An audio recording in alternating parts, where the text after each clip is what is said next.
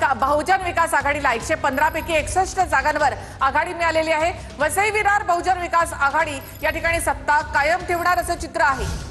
बहुजन विकास आघाडीचा बालेकिल्ला आहे। मुंबईत भाजप अव्वल, मात्र सेनांच्या लढतीत शिंदेहून ठाकरे सरस। ठाकरेंच्या विरोधामध्ये शिंदेच्या बहुतांश उमेदवारांचा पराभव झालाय। ठाकरे बंधूंना आघाडी 72ची मिळालेली आहे। यामध्ये उद्धव ठाकरे हा 2 नंबरचा मोठा पक्ष ठरलेला आहे। मुंबईमध्ये भाजप हा मोठा पक्ष आहे, 99 जागे आघाडी घेतलेली आहे, तर उद्धव ठाकरे हे 63 जागे आघाडीवर आहेत। ठाकरेंच्या विरोधामध्ये शिंदेच्या बहुतांश उमेदवारांचा पराभव झालाय।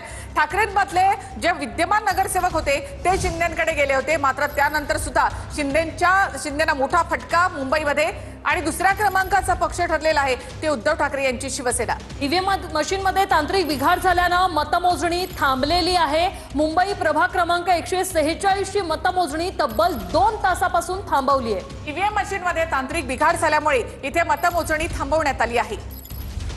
2 तास झालेले आहे, मतमोजणी अजूनही थांबलेली आहे। दुरुस्तीचं काम सध्या सुरू आहे मुंबई प्रभाग क्रमांक 146 मध्ये।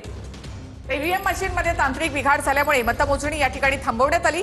मुंबई प्रभाग 146 ची मतमोजणी 2 तासांपासून थांबवण्यात आली आहे। प्रभाग 146 मध्ये मतमोजणी सध्या थांबवण्यात आलेली आहे। ईव्हीएम मध्ये बिघाड झालेला आहे, तांत्रिक बिघाड झालाय, त्यामुळे गेले 2 तास ही मतमोजणी थांबवली गेली आहे।